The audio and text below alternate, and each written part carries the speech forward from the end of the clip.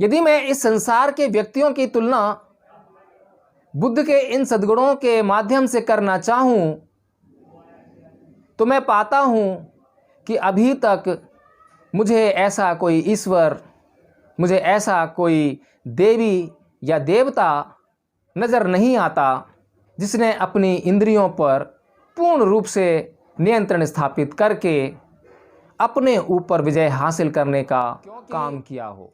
जिस परिवर्तन के बाद हमने बौद्ध धर्म को अपनाया है, उसके लिए बहुत ज़रूरी है कि हमारा सांस्कृतिक परिवर्तन भी हो।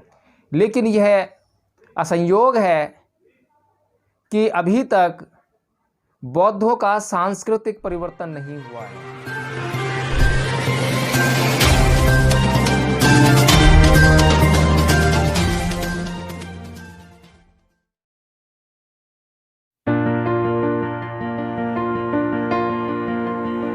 नमो तस्य भगवतो अरहतो सम्मा सम्बुद्धस्य। नमो तस्य भगवतो अरहतो सम्मा सम्बुद्धस्य। नमो तस्य भगवतो अरहतो सम्मा सम्बुद्धस्य। बुद्धं शरणं गच्छामि, धम्मं शरणं गच्छामि, संघं शरणं गच्छामि।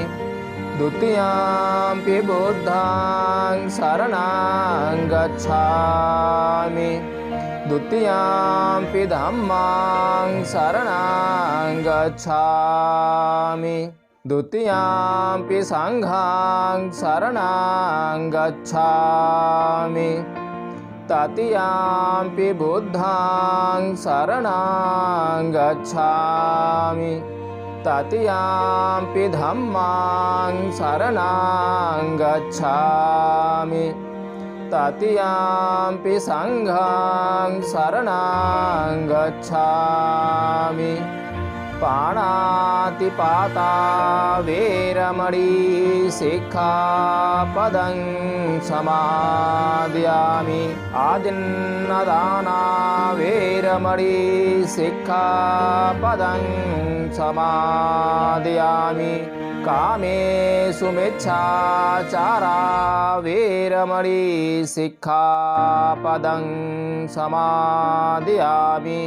मुसावादा वेरमणि सिक्खापदं समादयामि। सुरामेर्यमज्जपमादठाना वेरमणि सिक्खापदं समादयामि। साधु साधु साधु।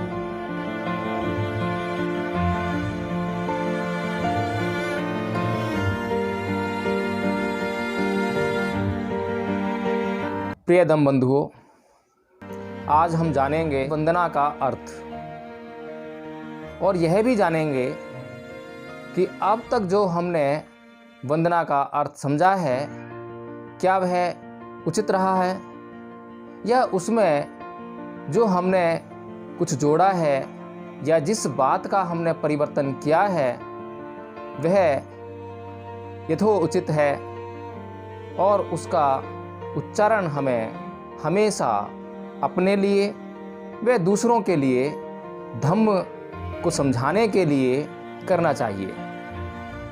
इससे पहले कि मैं वंदना का अर्थ आप लोगों को बताऊं, मैं चाहता हूं कि मैं उन सभी विद्वानों के प्रति अपना आभार प्रकट करूं और उनके प्रति श्रद्धा भाव रखूं, जिन लोगों ने अपनी विद्वता के कारण व उस विद्वता के माध्यम से आज मुझे यहाँ तक और यह बात कहने का अवसर प्रदान किया है। तो प्रिय धम्म बंधुओं, हम वंदना में 3 बातें करते हैं। पहली बात है नमन, दूसरी बात है शरणगमन, तीसरी बात है पंचशील। नमन अर्थात जब हम बुद्ध को नमन करते हैं तो हम पाली में कहते हैं नमो तस्य भगवतो अरहतो सम्मा संबुद्धस्य, अर्थात मैं उन सम्यक संबुद्ध को नमन करता हूँ जिन्होंने अपनी 6 इंद्रियों पर पूर्ण नियंत्रण स्थापित करके अपने भीतर से काम, क्रोध, मोह, लोभ, द्वेष, तृष्णा, ईर्ष्या आदि तमाम सभी बुराइयों को निकाल बाहर किया है।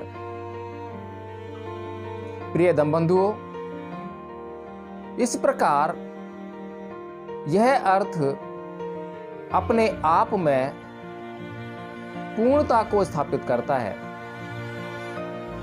जैसा कि इससे पहले अभी तक मैंने जो सुना है वह अर्थ यही सुना है कि मैं बुद्ध को नमन करता हूँ या मैं बुद्धि को नमन करता हूँ आदि आदि।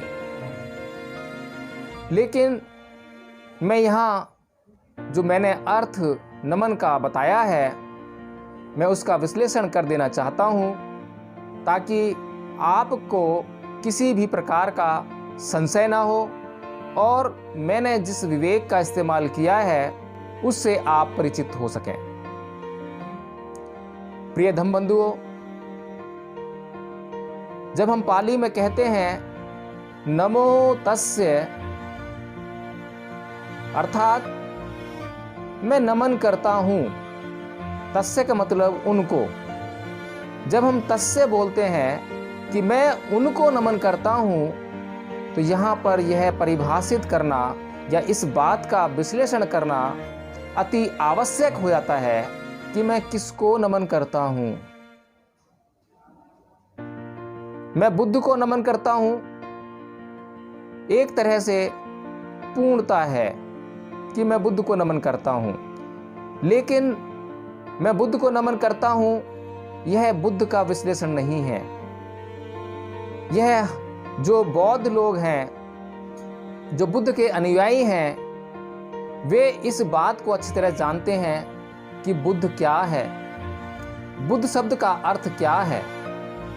लेकिन वे लोग जिन्हें हम बुद्ध का अर्थ समझाना चाहते हैं, बुद्ध के धम्म में शामिल करना चाहते हैं, बुद्ध के धम्म का जो प्रभाव दुनिया पर है उससे उन्हें परिचित कराना चाहते हैं, तो उनके लिए यह अर्थ पर्याप्त नहीं है, क्योंकि वे बुद्ध का अर्थ किसी एक मानव, ईश्वर, देवी देवता आदि बातों से ही लगाकर चलते हैं।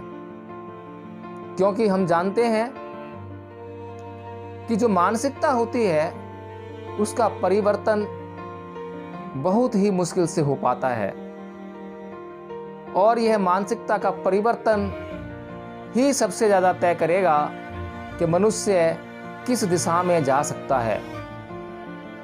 यदि हमें किसी मनुष्य को दिशा दिखानी है तो उसे उस दिशा का अर्थ और महत्व समझाना आवश्यक है। इतना ही नहीं, उसे उस दिशा का अर्थ और महत्व उसके जीवन के लिए उपयोगी है यह समझाना भी अति आवश्यक है। प्रिय धम्मबंधुओं, जैसा कि हम दूसरा अर्थ अक्सर बोलते हैं कि मैं बुद्धि को नमन करता हूं, यह अर्थ पूर्ण नहीं है, यह अधूरा अर्थ है। विश्लेषण किए बगैर भी यह अधूरा अर्थ है और यह अर्थ तो बौद्धों के लिए भी अपूर्ण है, क्योंकि बुद्धि को नमन करना कोई उचित कार्य नहीं है। बुद्धि किसी भी प्रकार की हो सकती है, बुद्धि किसी भी प्रकार का निर्णय ले सकती है। जो बुरे लोग होते हैं, जो आपराधिक प्रवृत्ति के लोग होते हैं, वे सब भी अपराध करते समय, पाप करते समय, बुरा कृत्य करते समय अपनी बुद्धि का इस्तेमाल करते हैं। इसलिए हम बुद्धि को नमन नहीं कर सकते। प्रिय धम्मबंधुओं, बुद्ध को नमन करना अपने आप में पूर्ण अर्थ है कि मैं बुद्ध को नमन करता हूं। लेकिन यह समझाना अति आवश्यक है कि ये बुद्ध है क्या, बुद्ध शब्द की परिभाषा क्या है।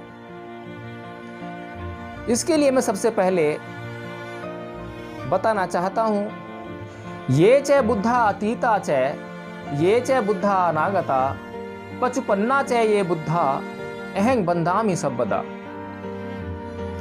बुद्ध का अर्थ समझने के लिए इस बात को समझना बहुत जरूरी है कि मैं किस बुद्ध को नमन करता हूं। क्या मैं एक काल व एक समय में उत्पन्न हुए बुद्ध को नमन करता हूं? जबकि यह जो बात मैंने कही है, इस बात का अर्थ है कि वे सभी बुद्ध जो अतीत में हुए, वे सभी बुद्ध जो भविष्य में होंगे और वे सभी बुद्ध जो वर्तमान में हैं, मैं उन सभी को नमन करता हूं, वंदन करता हूं। प्रिय धम्म बंधुओं, यह बात बौद्धों के लिए परम आवश्यक है, क्योंकि जिस परिवर्तन के बाद हमने बौद्ध धर्म को अपनाया है, उसके लिए बहुत जरूरी है कि हमारा सांस्कृतिक परिवर्तन भी हो। लेकिन यह असंयोग है कि अभी तक बौद्धों का सांस्कृतिक परिवर्तन नहीं हुआ है। अभी तक उनके मन मस्तिष्क पर उसी संस्कृति की छाप है जहां वे पूर्व में थे। अभी तक उनके सोचने का ढंग परिवर्तित नहीं हुआ है। जबकि बुद्ध का अनुयायी बनने के लिए यह परम आवश्यक है कि सबसे पहले तो हर प्रकार की अवधारणा से मुक्त हो जाए, हर प्रकार के विचार से स्वतंत्रता प्राप्त कर ले। यह विचारों और अवधारणाओं की गुलामी हमें बहुत गहरे अंधकार में धकेलने का काम करती है। तो प्रिय धम्म बंधुओं, जैसा कि इस बात में कहा गया है कि मैं अतीत के सभी बुद्धों को, मैं वर्तमान के सभी बुद्धों को और भविष्य में होने वाले सभी बुद्धों को नमन करता हूं, तो इस बात से एक बात तो तय है कि कोई एक व्यक्ति नहीं है जिसको हम नमन करते हैं। यह व्यक्तियों की एक संस्था है या विचारों की एक संस्था है जिसको हम नमन करने का काम करते हैं। यह विचार कौन से हैं, इस बात को समझने के लिए सिर्फ इतना समझ लेना काफी है कि मैं सद्गुणों से युक्त उन सभी व्यक्तियों को नमन करता हूं जिन्होंने सद्मार्ग पर चलते हुए निब्बान को प्राप्त किया और आजीवन उसी स्थिति में बने रहे, जिन्होंने अपने मन वचन कर्म से कभी भी किसी भी प्रकार का पाप कर्म नहीं किया, जो अपने पूरे जीवन भर पुण्य कर्मों से युक्त रहे। तो इस प्रकार जब हम नमो तस्य भगवतो अरहतो सम्मा सम्बुद्धस्य का अर्थ करते हैं, तो सबसे पहले दो शब्द ही इस बात की तरफ इशारा करते हैं कि बुद्ध का विश्लेषण किया जाना चाहिए। मैं उनको नमन करता हूं। किसको नमन करता हूं? इसी नमन में यह विश्लेषण किया गया है, जिसमें आगे कहा गया है, नमो तस्य भगवतो अरहतो। भगवतो का मतलब है कि जिसने अपने भीतर के राग द्वेष इत्यादि सभी बुराइयों का भगन कर दिया हो। अरहतो, जिसने अपने दुश्मन पर विजय प्राप्त कर ली हो। अब ये जो दुश्मन पर विजय प्राप्त करना है, यानी कि अपने भीतर की तमाम बुराइयों को निकाल बाहर करना है, वह कैसे संभव है, कैसे किया जा सकता है? बुद्ध ने इस बात के लिए क्या कहा है? तो बुद्ध ने बताया कि जितने भी पाप और पुण्य कर्म हम अपने पूरे जीवन में अपने मन, वचन और कर्म से करते हैं, उन सब के पीछे हमारी इंद्रियों का हाथ रहता है। यदि हमने अपनी इन इंद्रियों का सदुपयोग करना हमने सीख लिया, तो हम अपने मन, वचन और कर्म से कभी भी कोई पाप कर्म नहीं कर पाएंगे। और इसी बात के ऊपर बुद्ध का पूरा धम्म चलता है। पूरा धम्म इसी परिधि में घूमता रहता है। पूरे धम्म का जो उद्देश्य है वो सिर्फ और सिर्फ इंद्रियों के संयम पर ही है कि इंद्रियों को कैसे संयमित किया जाए। इंद्रियों को संयमित करने का ही मार्ग बुद्ध के धम्म का मार्ग है। तो हमें इस बात को समझ लेना चाहिए कि जैसा कि मैंने अर्थ बताया कि मैं उन सम्यक संबुद्ध को नमन करता हूं जिन्होंने अपनी 6 इंद्रियों पर पूर्ण रूप से नियंत्रण स्थापित करके अपने भीतर से काम, क्रोध, मोह, लोभ, द्वेष, ईर्ष्या, तृष्णा आदि तमाम सभी बुराइयों को निकाल बाहर किया है। तो अपने आप में यह अर्थ कितना सर्वोत्तम है, इस बात को समझना बड़ा महत्वपूर्ण है। इस बात को हम बिना तुलना किए नहीं समझ सकते। यदि मैं इस संसार के व्यक्तियों की तुलना बुद्ध के इन सद्गुणों के माध्यम से करना चाहूं, तो मैं पाता हूं कि अभी तक मुझे ऐसा कोई ईश्वर, मुझे ऐसा कोई देवी या देवता नजर नहीं आता जिसने अपनी इंद्रियों पर पूर्ण रूप से नियंत्रण स्थापित करके अपने ऊपर विजय हासिल करने का काम किया हो। तो प्रिय धम्मबंधुओं, यदि हम यह अर्थ अच्छी तरह से जान जाएं और इस अर्थ को हम मनोसात कर लें, और इस अर्थ को मनोसात करने के बाद हम किसी भी व्यक्ति को यदि बुद्ध को नमन करने का अर्थ बताएं, तो वह सोचने पर मजबूर जरूर होगा कि हमारी वंदना करने का अर्थ वैसा नहीं है जैसा कि अन्य लोग खाना पूर्ति के लिए या औपचारिकताओं को पूरा करने के लिए करते हैं। यहाँ वंदना का अर्थ अपने आप को कुछ कायदे कानूनों में, कुछ नियमों में, कुछ प्रतिज्ञाओं में बांधने का होता है। और यह बंधन ऐसा बंधन है जो अन्य प्रकार के सभी बंधनों से आपको मुक्त करने का काम करता है। और ऐसा बंधन हमारे जीवन के लिए कितना उपयोगी है, अन्य सभी प्रकार के बंधनों से मुक्त करने का काम करता है, जो बंधन हमारे जीवन में जीवन भर दुख लाने का काम करते हैं। तो प्रिय धम्मबंधुओं, हमने नमन का अर्थ समझा और मैं यह समझता हूं कि यदि इसमें कुछ त्रुटि रही हो या हो तो अन्य बौद्ध विद्वान इसको आगे पूरा करने का काम अवश्य करेंगे और आगे बौद्ध समाज का निर्माण करने में यह आवश्यक रूप से महत्वपूर्ण साबित होगी, इस बात की मुझे आशा है।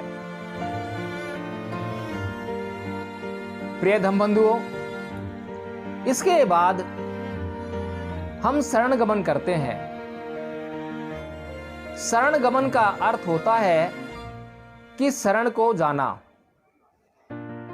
अब किसकी शरण को जाना है, इस बात को जब बौद्ध लोग वंदना करते हैं तो उसमें इस बात को स्पष्ट करते हैं। हम सबसे पहले कहते हैं कि बुद्धं शरणं गच्छामि, तो मैं बुद्ध की शरण में जाता हूं। और बुद्ध क्या है उसका अर्थ मैंने नमन में आपको बता दिया है। तो मैं बुद्ध की शरण में जाता हूं और यह शरण गमन क्यों आवश्यक है, इसका भी बड़ा महत्व है। क्योंकि प्रिय धम्मबंधुओं, बिना किसी की शरण जाए हम उसके पास जो उपलब्ध है और जिसकी हमें बहुत आवश्यकता है, हम उसे कभी भी प्राप्त नहीं कर सकते। और जिस बात को हम प्राप्त करने की बात कह रहे हैं वह कोई वस्तु नहीं है, वह कोई भौतिक पदार्थ नहीं है जिसे छीन लिया जाए, जिसे जीत लिया जाए, जिसे आक्रमण करके अपने वश में किया जा सके। वह तो ज्ञान है जो दिखाई नहीं देता लेकिन जीवन भर काम आता है,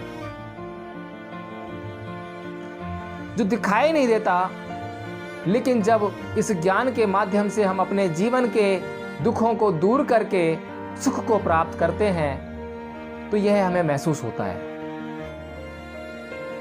तो प्रिय धम्म बंधुओं, हमें इस बात को समझना चाहिए कि शरण गमन बहुत ही आवश्यक है।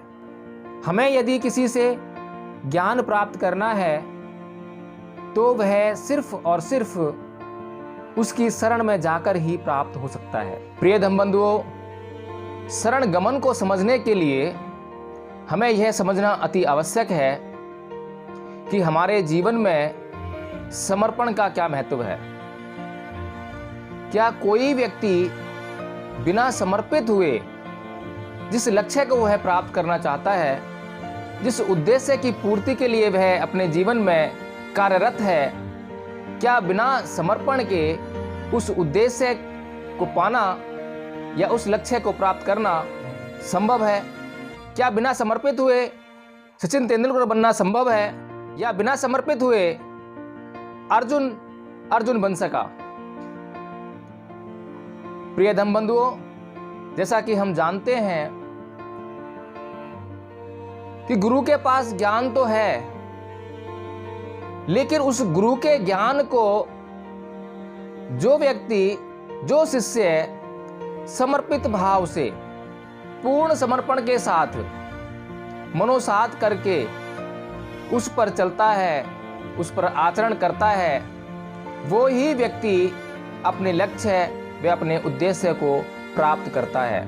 इसी प्रकार हम जानते हैं कि परम पूज्य बाबा साहेब डॉक्टर भीमराव अंबेडकर ने अपने जीवन में जिन उद्देश्यों को, जिन लक्ष्यों को निर्धारित किया, उनमें वे पूर्णतया सफल हो सके। लेकिन यह सफलता के पीछे कितना बड़ा त्याग, कितना बड़ा समर्पण था, इस बात को समझना अति आवश्यक है। यदि इस कोटि के समर्पण, इस कोटि के त्याग को हम अपने जीवन में ला सकें तो हमारे जीवन में कोई भी ऐसा उद्देश्य या कोई भी ऐसा लक्ष्य असंभव नहीं है जिसे हम प्राप्त ना कर सकें। प्रत्येक लक्ष्य हमारी पहुंच में आ जाएगा। तो प्रिय धम्म बंधुओं, इसी प्रकार जब तक हम किसी की शरण में नहीं जाते और शरण में जाकर समर्पित नहीं होते, तब तक उसके पास हमारे जिस उद्देश्य को पूरा करने के लिए जो कुछ भी साधन है उसे हम प्राप्त नहीं कर सकते, उसे हम मनोसात नहीं कर सकते। और उसे मनोसात करके उस पर चलने का काम तब तक असंभव रहेगा जब तक कि हम पूर्ण समर्पण के साथ उस व्यक्ति की, उस संस्था की शरण को न जाएं। इसी प्रकार हम 3 शरण जाते हैं। जैसा कि मैंने पहले बताया कि पहली शरण है बुद्ध की शरण, बुद्धं शरणं गच्छामि। इसके बाद दूसरी शरण है धम्मं शरणं गच्छामि। अब ये धम्म की शरण क्या है, यह समझना बहुत ही आवश्यक है। धम्म एक मार्ग है, धम्म एक मार्ग है उस मंजिल तक पहुंचाने के लिए जिस मंजिल को मनुष्य के लिए आवश्यक बताया गया है। जिस मंजिल को पाना एक मनुष्य के लिए परम आवश्यक है। यदि कोई मनुष्य यह चाहे कि उसे हर प्रकार से दुखों से मुक्त होना है, इस जीवन और मरण के चक्र से उसे मुक्त होना है, तो उसके लिए निब्बान की मंजिल को पाना परम आवश्यक है। और निब्बान तक कैसे पहुंचा जाए या निब्बान क्या है, इस बात की समीक्षा और इस बात का अर्थ और इसकी परिभाषा बुद्ध के सिवाय संसार में अन्यत्र अन्य कोई व्यक्ति नहीं बताता। जैसा कि हमने थोड़ा या अधिक अपने अनुभवों के द्वारा अन्य सभी धर्मों का अध्ययन अवश्य ही किया है, और उस थोड़े या अधिक अध्ययन से हम यह जान पाते हैं कि निब्बान शब्द का कहीं भी प्रयोग नहीं है। किसी भी धर्म में निब्बान शब्द का प्रयोग नहीं किया गया है, या निब्बान शब्द का जो अर्थ है उसकी बात किसी भी धर्म में नहीं की गई है। हिंदू धर्म में मोक्ष शब्द की बात अवश्य की गई है, पर क्या यह मोक्ष निब्बान ही है? नहीं, बिल्कुल भी नहीं। हिंदुओं का मोक्ष निब्बान बिल्कुल भी नहीं है, क्योंकि हिंदुओं का मोक्ष तो मात्र ईश्वर की स्तुति या ईश्वर का स्मरण या ईश्वर की भक्ति करने से ही प्राप्त किया जा सकता है।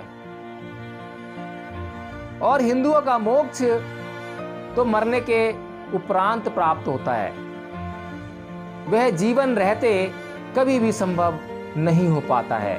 और आज तक हिंदुओं के धर्म ग्रंथों में कोई भी ऐसा उदाहरण देखने को नहीं मिला है जहां पर किसी व्यक्ति को मोक्ष प्राप्ति उसके जीवन रहते हो गई हो। जबकि बुद्ध का जो निब्बान है वह एक मार्ग पर चलकर, जिसको बुद्ध ने धम्म कहा और धम्म के जो अंग कहे, 4 आर्य सत्य, पंचशील सहित अनेकों नियम, अष्टांगिक मार्ग, 10 पारमिताएं आदि आदि, ये धर्म के अंग हैं। इन धर्म के अंगों पर पारंगत होने पर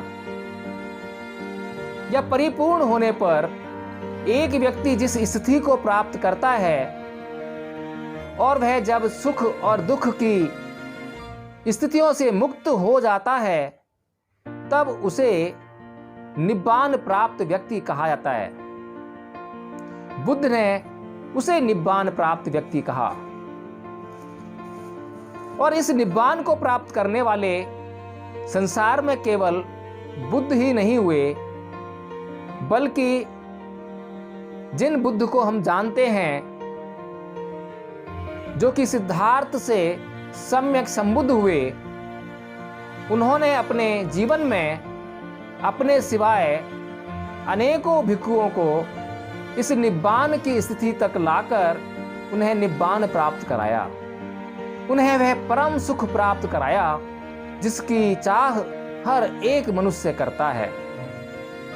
तो साथियों, धम्मं शरणं गच्छामि यह एक मार्ग है, जिस बात का विश्लेषण अभी हमने किया। कोई भी व्यक्ति जब तक धम्म की शरण में नहीं जाएगा, तब तक वो निब्बान तक नहीं पहुंच सकता, असंभव है। इसीलिए हम धम्म की शरण जाने का काम करते हैं, धम्मं शरणं गच्छामि। तीसरी शरण है संघं शरणं गच्छामि। ये संघ क्या है? किन लोगों का संघ है? क्या किन्हीं भी लोगों का संघ शरण गमन के योग्य है? यहां हमें यह समझना परम आवश्यक है कि हर प्रकार का संघ शरण गमन के योग्य नहीं है। बुद्ध ने जिस संघ को बनाया वह भिक्षुओं का संघ था, और भिक्षुओं के संघ में किसी भी पवित्र व्यक्ति को शामिल होने के लिए उन नियमों का अति कठोरता से पालन करना होता था, जो कि भिक्षु संघ के लिए बुद्ध और बुद्ध के भिक्खु संघ ने निर्धारित किए थे। प्रिय धम्मबंधुओं, जैसा कि हम जानते हैं कि भिक्षुओं का जीवन उच्च आदर्श से युक्त होता है, ऐसे व्यक्तियों का जीवन इस प्रकार का समाज में आदर्श प्रस्तुत करता है कि वह हर व्यक्ति के लिए, हर मनुष्य के लिए अपनाने योग्य है। और जैसा कि हम जानते हैं कि संघ की आवश्यकता हर एक मनुष्य को होती है, और जैसा कि हम जानते हैं कि मनुष्य एक सामाजिक प्राणी है, तो वह अकेला नहीं रह सकता। वह निरंतर अपने साथियों की खोज में रहता है। वह अपने जीवन में विभिन्न प्रकार के संघ बनाता है या विभिन्न प्रकार के संघों में शामिल होता है। यह संघ व्यापार संघ हो सकता है, यह संघ शिक्षकों का संघ हो सकता है, यह संघ छात्रों का संघ हो सकता है, लेकिन हर प्रकार के संघ पाप और पुण्य कर्म से विरत नहीं रहते। प्रत्येक संघ पाप और पुण्य दोनों ही प्रकार के कर्म करने के लिए स्वतंत्र रहते हैं। इसीलिए बुद्ध ने ऐसे संघ की शरण जाने के लिए कहा जो कि सर्वथा उचित है, जो कि आपको सद्मार्ग पर ले जाने वाले हैं, जिनसे आप अपने जीवन में अपने दुखों का अंत कर सकते हैं। जिस संघ के व्यक्तियों के साथ रहने से हमारे जीवन के दुखों का नाश होगा। ऐसे संघ में जाने के लिए हम शरण गमन करते हैं, यानी कि हम ऐसे संघ में जाना चाहते हैं और ऐसे संघ में हमें जाना चाहिए, जैसा कि बुद्ध का भिक्षु संघ था। तो यहां अगर मैं सीधे सीधे तौर पे कहूं कि हम भिक्षु संघ को नमन करते हैं, तो यह अनुचित कभी नहीं है, लेकिन थोड़ा सा अपर्याप्त आवश्यक, क्योंकि हमें अपने जीवन में अनेकों संघ में सम्मिलित होना पड़ता है। इसलिए हमेशा हमें यह निर्णय करना पड़ता है कि वे संघ अच्छे हैं या बुरे हैं, सद्मार्ग पर चलने वाले हैं या कुमार्ग पर चलने वाले हैं, किस प्रकार वे अपने क्रियाकलापों को करते हैं, क्या उनके क्रियाकलापों का जो तरीका उन्होंने चुना है वह धम्म पर आधारित है।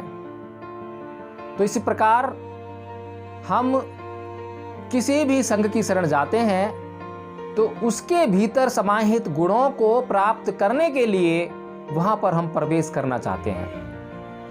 वह संघ किसी भी प्रकार का हो सकता है। बुद्ध ने भिक्षुओं का संघ बनाया ताकि संसार को धम्म के जो सद्गुण हैं वो प्राप्त हो सकें।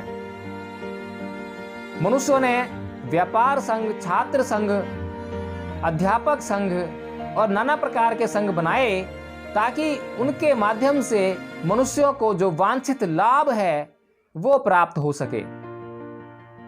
इसीलिए हमें किसी भी संघ की शरण में जाने से पहले उसके उचित और अनुचित होने पर निर्णय अवश्य ले लेना चाहिए। तो प्रिय धम्मबंधुओं, इस प्रकार हम 3 शरण जाकर अपने जीवन में पूर्णता प्राप्त करने का प्रयास करते हैं। यदि एक व्यक्ति को निब्बान प्राप्त करना है, केवल निब्बान, सांसारिक जीवन से वह छूटा हुआ है, घर से वो पावज्जित है, भिक्षु संघ में सम्मिलित है, तो उसके लिए केवल और केवल बुद्ध की शरण, धम्म की शरण और बुद्ध के बनाए हुए भिक्षु संघ की शरण ही जाना उचित है। यही 3 शरण हैं जिनको जाना हमेशा लाभकारी और सुखकारी रहता है। प्रिय धम्मबंधुओं, 3 शरणों के बाद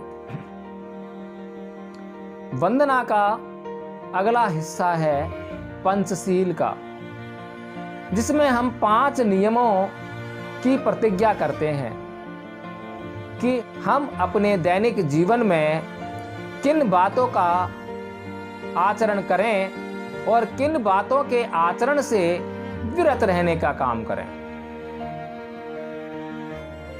यह हमारे लिए परम आवश्यक है।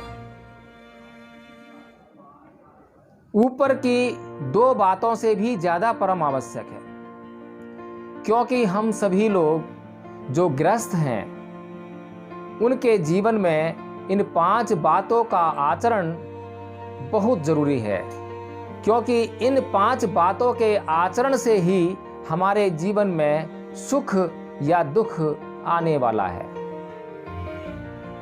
तो पहला नियम जो बुद्ध ने बताया, पाणातिपाता वेरमणि सिक्खा पदं समादयामि, कि मैं प्राणी हिंसा से व्रत रहने की शिक्षा ग्रहण करता हूं।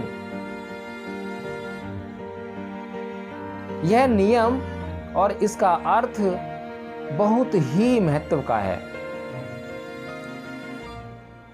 क्योंकि अक्सर बुद्ध पर भारत के कई इतिहासकार यह लांछन लगाने का काम करते हैं कि बुद्ध की अहिंसा के कारण ही भारत देश गुलाम हुआ, जबकि यह कभी भी उचित नहीं है। बुद्ध ने मध्यम मार्ग का प्रयोग अपने जीवन में किया और मध्यम मार्ग पर आधारित धम्म को ही जीवन भर प्रचारित और प्रसारित किया।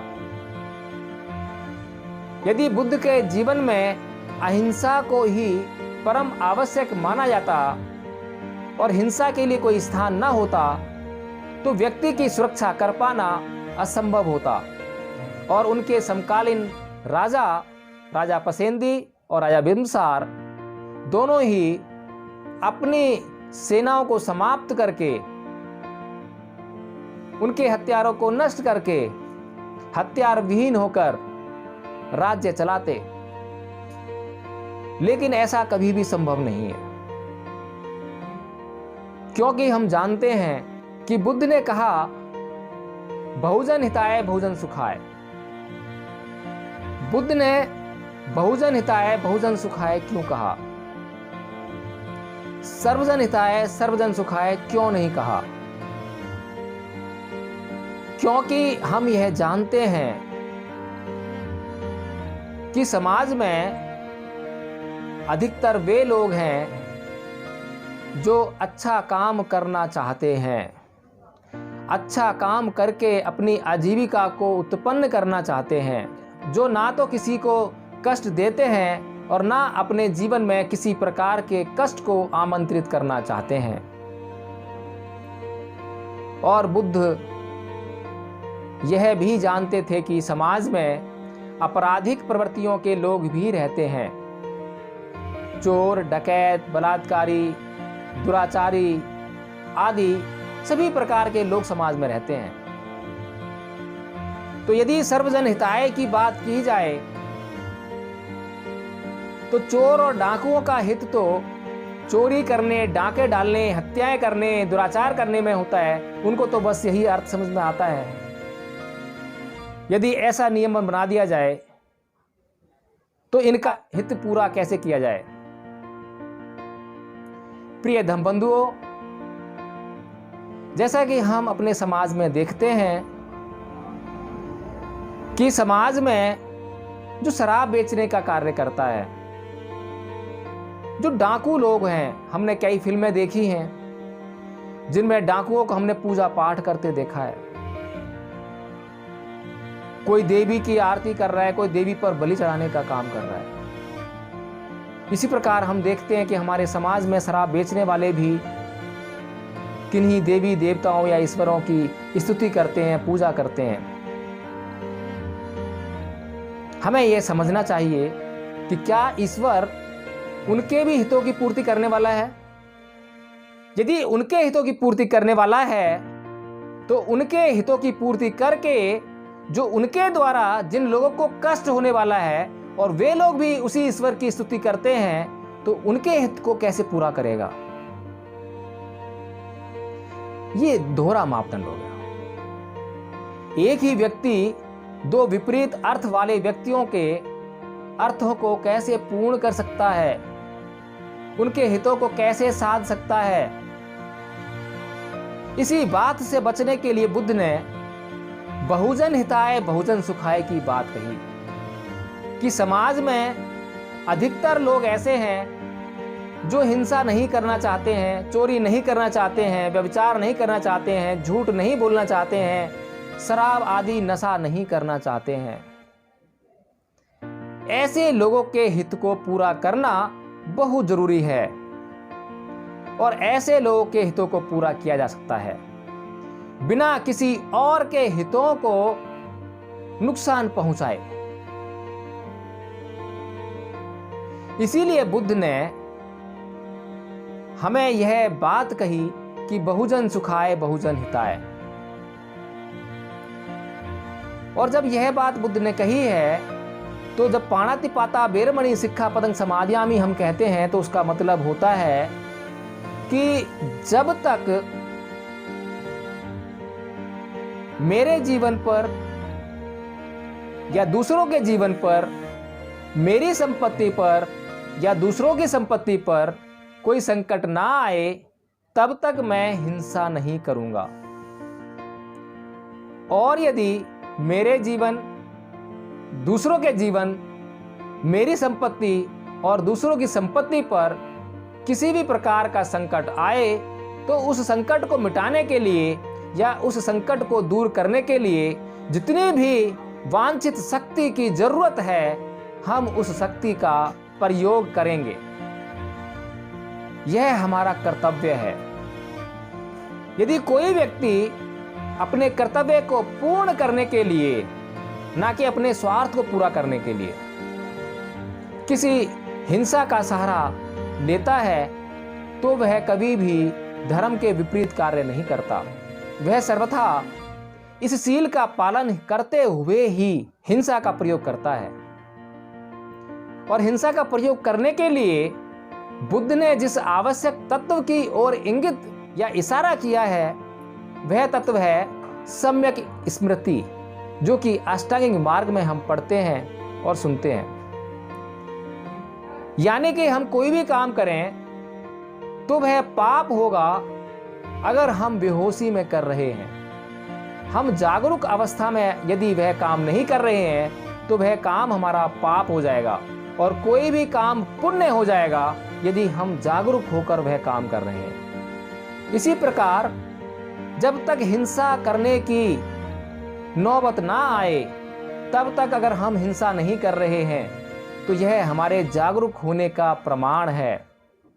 और जैसे ही हिंसा करने का समय आता है, हिंसा करने की जरूरत महसूस होती है और हम पूर्ण रूप से हिंसा करके उस संकट से मुक्ति पा लेते हैं, तो यह हमारी जागरूकता का ही प्रमाण है। एक बेहोशी में जीने वाला व्यक्ति ना तो यह जान पाता है कि कब उसे हिंसा करनी है और कब उसे हिंसा नहीं करनी है। एक बेहोशी में जीने वाला व्यक्ति जब हिंसा करता है तो या तो अधिक हिंसा कर देता है या कम हिंसा कर देता है, जिसके कारण उसे दोनों ही स्थितियों में अवांछित परिणाम भुगतने पड़ते हैं। तो प्रिय धर्म बंधुओं, इसी प्रकार जब हम इस सील का पालन करें तो हमें अपने पूरे दिन हमें यह बात जाननी चाहिए और ध्यान में रखना चाहिए, जो भी क्रियाकलाप हम अपने मन, वचन और कर्म से कर रहे हैं तो उसको करने से पहले हमें इतना जागरूक होना चाहिए कि हम उसकी जांच कर सकें कि कहीं उसमें हिंसा तो नहीं है, कहीं उसमें हिंसा की आवश्यकता तो नहीं है, कहीं उसमें हिंसा की आवश्यकता है लेकिन उस हिंसा को करने के लिए हमारे पास पर्याप्त साधन उपलब्ध नहीं है। हमें इन सब बातों की जानकारी होनी चाहिए, और जिन लोगों को इन सब बातों की जानकारी होती है वे जागरूक व्यक्ति होते हैं, वे बेहोशी में जीने वाले व्यक्ति नहीं हुआ करते हैं। इसीलिए इस सील का उपयोग और महत्व पूरे संसार के लोगों के लिए है, क्योंकि इस संसार में कोई भी व्यक्ति नहीं चाहता कि कोई उसे गाली दे, कोई उस पर क्रोध करे, कोई उसकी हत्या कर दे। लेकिन यह असंयोग ही है कि सभी व्यक्ति, लगभग सभी व्यक्ति अपने पूरे जीवन दूसरों को गाली देने का कार्य करते हैं, दूसरों पर क्रोध करने का कार्य करते हैं और दूसरों की हत्या करने का भी प्रयास या हत्या करने का काम भी करते हैं। ऐसा कैसे हो सकता है कि कोई व्यक्ति अपने ऊपर तो ये चाहे कि उसे कोई गाली ना दे, क्रोध ना करे, उसकी हत्या ना करे, जबकि वो दूसरों के साथ में यही निरंतर व्यवहार करता रहे। ऐसा वो इसीलिए करता है क्योंकि वह जागरूक नहीं है। जब वह किसी व्यक्ति को गाली देता है तो उसके परिणामों से वह अवगत नहीं है। वह नहीं जानता कि इसी प्रकार की गाली देना उसको अच्छा नहीं लगेगा, जिस प्रकार की उसका गाली देना दूसरों को अच्छा नहीं लग रहा है। यदि व्यक्ति इस बात को जान जाता है और वह अपने आप को गाली देने से और वह अपने आप को दूसरों को गाली देने से, उन पर क्रोध करने से, उनके साथ हिंसा करने से अपने आप को रोक कर अपनी दिनचर्या को पूर्ण करता है, अपने जीवन को पूर्ण करता है, तो वह व्यक्ति जागरूक व्यक्ति कहलाता है। तो प्रिय धम बंधुओं, हमने यह जाना कि यह नियम न केवल हमारे लिए आवश्यक है बल्कि पूरे संसार के लोगों के लिए आवश्यक है। इस नियम से कौन से धर्म का व्यक्ति इनकार कर सकेगा? लेकिन आवश्यकता तो यह है कि सबसे पहले तो हम जागरूक हो जाएं, और जब हम जाग जाएं तो दूसरों को भी जगाने का काम करें।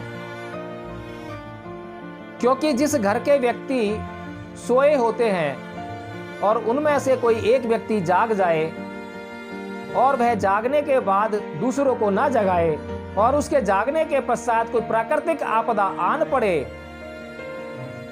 तो जिस प्रकार वह व्यक्ति अपने आप को तो बचा लेता है लेकिन पूरा परिवार उस प्राकृतिक आपदा का ग्रास बन जाता है। इसी प्रकार यह संसार अंधकार में जीने वाले व्यक्तियों से भरा पड़ा है। तो जो लोग इस अंधकार को छांट चुके हैं, प्रज्ञा को प्राप्त हो चुके हैं, जो जाग चुके हैं, उनके लिए यह परम आवश्यक है कि वे अब जागने के बाद उन सभी लोगों को जगाने का काम निरंतर करते रहें जो लोग सोए हुए हैं, जो लोग अज्ञानी हैं, जो लोग अभी भी अंधकार में भटक रहे हैं, ताकि समय पड़ने पर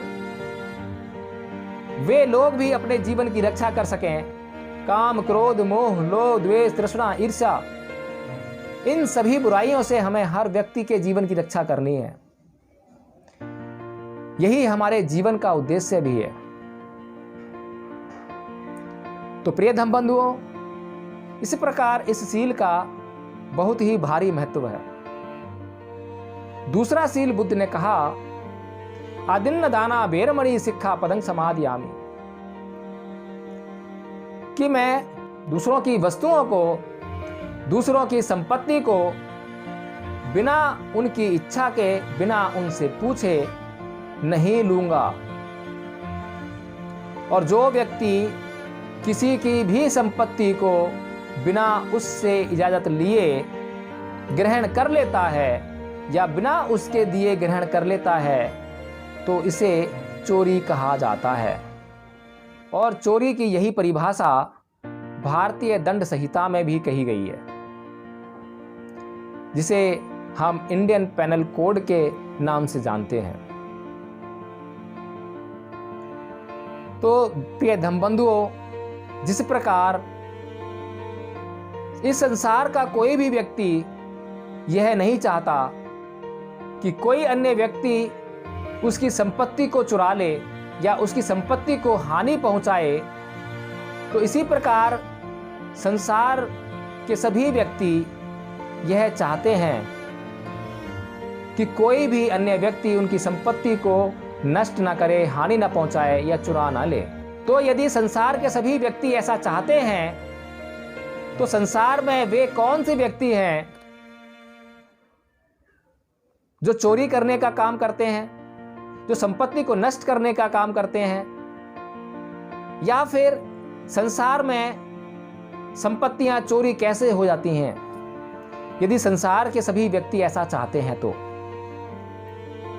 प्रिय धम्बंधुओं, यह भी हमारे दोहरे आचरण के कारण ही होता है, क्योंकि हम यह तो चाहते हैं कि हमारी संपत्ति को कोई नुकसान ना पहुंचाए, कोई उसे चुरा ना ले, लेकिन हम हमेशा यह भी अपने मन में लालसा बनाए रखते हैं कि दूसरों की संपत्ति बिना परिश्रम किए हमारे पास आ जाए। और जब ऐसी भावना हमारे मन के भीतर आती है तो उससे चोरी का कृत्य उत्पन्न होने लगता है। जो व्यक्ति इस सीमा को लांघकर दूसरों की संपत्ति को अपने कब्जे में कर लेते हैं तो वे इस सील का उल्लंघन कर देते हैं।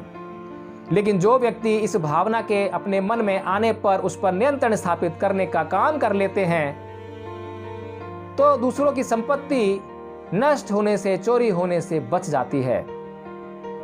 तो वे इस सील पर अपने आप को लगाकर अच्छे आचरण का प्रयोग करके दूसरों की संपत्ति और अपनी संपत्ति को संकट में डालने से बचा लेते हैं। इसी प्रकार प्रिय धम्बंधुओं, बुद्ध ने तीसरा सील कहा, कामेषु मिच्छाचारा वेरमणि सिक्खापदं समादयामि। मैं व्यभिचार से विरत रहने की शिक्षा ग्रहण करता हूं। जैसा कि हम सभी इस संसार के लोग यह जानते हैं और यह मानते भी हैं कि हमें हमारे परिवार की स्त्रियों की इज्जत के साथ दुराचार होने पर हमें अपार कष्ट का अनुभव होता है। इसी प्रकार इस संसार के सभी व्यक्तियों को उनसे संबंधित स्त्रियों की इज्जत पर दुराचार होने के कारण उन्हें कष्ट का अनुभव होता है। इस संसार में कोई भी व्यक्ति ऐसा नहीं है जो यह चाहता हो कि कोई भी अन्य व्यक्ति उससे संबंधित स्त्रियों के साथ दुराचार करे। यदि कोई भी व्यक्ति ऐसा नहीं चाहता है कि उससे संबंधित स्त्रियों के साथ कोई अन्य व्यक्ति दुराचार करे, तो वे कौन लोग हैं जो दुराचार करते हैं? तो फिर समाज में दुराचार कैसे होता है? यह भी हमारे दोहरे मापदंड के कारण ही होता है, क्योंकि हर एक व्यक्ति यह तो चाहता है कि कोई उससे संबंधित स्त्रियों के साथ, उसके परिवार की स्त्रियों के साथ, उसकी माँ, बहन, बेटी के साथ दुराचार ना करे, लेकिन वह लगातार दूसरों की माँ, बहन, बेटियों के साथ दुराचार करने की ताक में रहता है। वह हमेशा ऐसा अवसर ढूंढता रहता है कि कब अवसर मिले और कब वह दुराचार करे। और समाज की ऐसी स्थिति के कारण और समाज में ऐसे दोहरे मापदंड के कारण आज हम यह जानते हैं कि हम अपने घर की बहन बेटियों को स्कूल और कॉलेज अधिकतम समय तक जाने से वंचित करने का प्रयास करते हैं। हम नहीं चाहते कि वे बाहर स्कूल कॉलेज जाएं और उनके साथ कोई दुराचार की घटना घट जाए जिससे कि हमारी बहन बेटी का पूरा जीवन बर्बाद हो जाए। इस बात से बचने के लिए हर एक माँ बाप यह प्रयास करते हैं कि यथाशीघ्र चाहे अपनी बेटी, अपनी बहन की पढ़ाई की बलि देनी पड़े, पर वे यथाशीघ्र यह चाहते हैं कि अपनी बहन बेटी की जल्दी से जल्दी शादी कर दें, उसका विवाह करके उसे दूसरे को सौंप दें। लेकिन प्रिय धम्बंधुओं, समाज की इस समस्या का यह कोई समाधान नहीं है, बल्कि समाज में यदि नहीं रोका तो यह दुराचार हमारे समाज की स्त्रियों की स्थिति को और निम्नतम बनाएगा। बड़ी मुश्किल से समाज ने स्त्रियों को उनकी स्वतंत्रता प्रदान करने का कार्य किया है, और जैसा कि हम अभी जानते हैं कि अब भी अधिकतर महिलाओं को उतनी स्वतंत्रता प्राप्त नहीं है। अनेक बंधनों से युक्त अपना जीवन जीने के लिए वे मजबूर हैं, और समाज में ऐसे दुराचारों की उपस्थिति के कारण, ऐसे दुराचारों के कारण तो समाज में उनकी स्थिति आने वाले समय में और भी भयावह हो सकती है। तो अपनी बहन बेटियों के विकास के लिए, उनकी उन्नति के लिए, ताकि वे अपने जीवन में उच्चतम शिक्षा को हासिल करके अपने जीवन में जो चाहें वे बन सकें, और वे अपने परिवार का, अपने समाज का, अपने देश का, इस संसार का नाम रोशन कर सकें, उन्हें गौरवान्वित कर सकें, इसके लिए यह परम आवश्यक है कि उनकी उच्चतम शिक्षा की व्यवस्था समाज करे। और उनकी उच्चतम शिक्षा की व्यवस्था करने के लिए यह परम आवश्यक है कि उनकी सुरक्षा की व्यवस्था उससे भी पहले करे। और यह तभी संभव है जब हम इस दोहरे आचरण को छोड़कर इस संसार के सभी लोग दूसरों की माँ बहन बेटियों के साथ वैसा ही आचरण करना प्रारंभ कर दें जैसा कि वे अपनी माँ बहन और बेटियों के साथ में चाहते हैं। प्रिय धर्म बंधुओं, इस सील में यह भी बात बहुत जरूरी है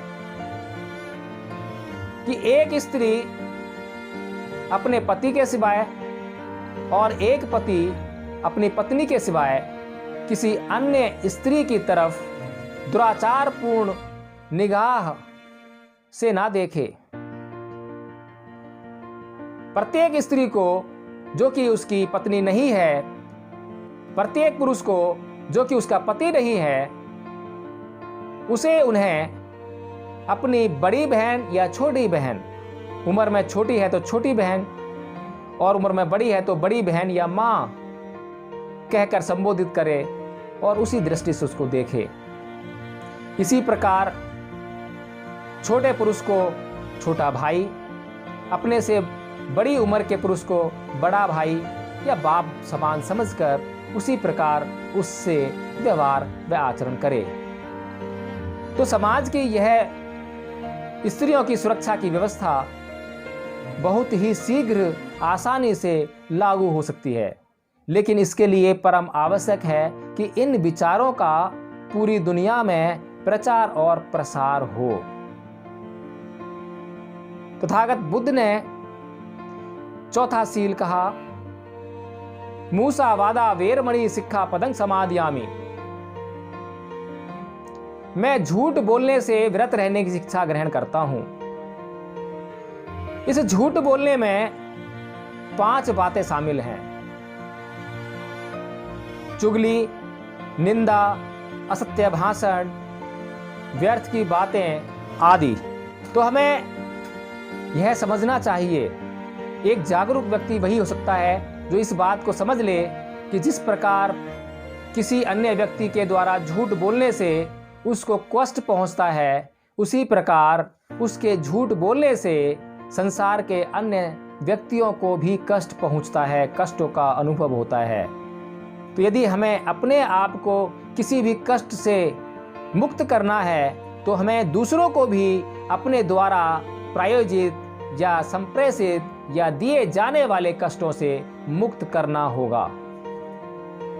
इसके बाद तथागत बुद्ध ने 5वां सील कहा, सुरामेर्य मज्ज पमाद ठाना बेरमणि सिक्खा पदं समादियामि,